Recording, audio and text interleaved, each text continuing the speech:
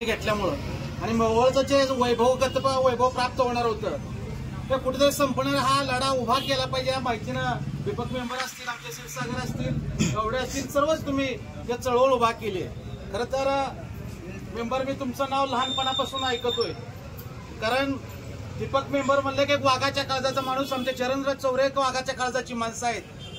म्हणजे आज तुम्ही बोलताना सांगितलं आवर्जून की तुम्ही या महाडिक भीमा परिवार या आंदोलनात चळवळीत सहभागी असला पाहिजे। निश्चित मेंबर काही काळजी करू नका। ज्यावेळेस मला आठवतं आमचे वडील चुलते भिवा शेंडके ज्यावेळेस या भागात प्रचाराला यायची भीमा परिवाराची लोक, त्यावेळेस कोण नव्हती तेव्हा तुम्ही होता या भागात। निश्चित तुम्ही म्हणजे महाडिक परिवाराच्या पडत्या काळातली तुम्ही माणसं आहे।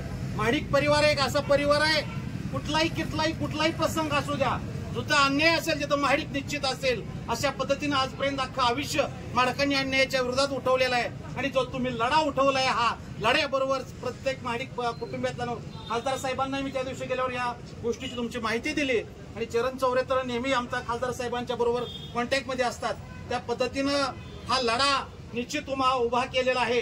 आणि जसं बिभीषण अप्पाल तुम्ही म्हणताय तेव्हा असतील आमच्या तिकडली जवळजवळ 16-17 गाव आहेत, तिकडं इकडलं कार्यालय आमचा काही संबंध नाही, पण आम्ही मतं टाकायला आमचा संबंध आहे। पण आम्हाला सुद्धा वाईट वाटायला लागले बाबा हे झालं, हे चुकीचं आहे। आज इकडलं ह्या लोकांना तुम्ही काय म्हणजे इथं इंग्रजाची राजवट आहे काय वाटायला लागलं, म्हणजे तुम्ही घेईल ते निर्णय आम्ही मान्य करायचा, म्हणजे कुठेतरी हे थांबलं पाहिजे आणि कुठेतरी थांबून या लोकांना धडा शिकवला पाहिजे। आज हा मोहोळ भागातल्या प्रत्येक व्यक्तीने हा निर्णय नसून त्या प्रत्येक आमच्या तिकडल्या 17 गावातल्या प्रत्येक व्यक्तीचा निर्णय आहे। ज्या वेळेस तुम्ही बोलवचाल निश्चित तात्यामा असतील, बिभीषण आप्पा असतील, आम्ही सगळेजण त्या 17 गावाचे सरपंच असतील, सगळे तुमच्या सोबत राहूया आणि निश्चित तुमचा ज्या तो निर्णय तो लढा उभा केलाय त्या लढ्याला पाठिंबा देत नाही तर त्या चळवळीत उभा राहण्याची आमची भूमिका आहे। एवढंच बोलतो थांबतो।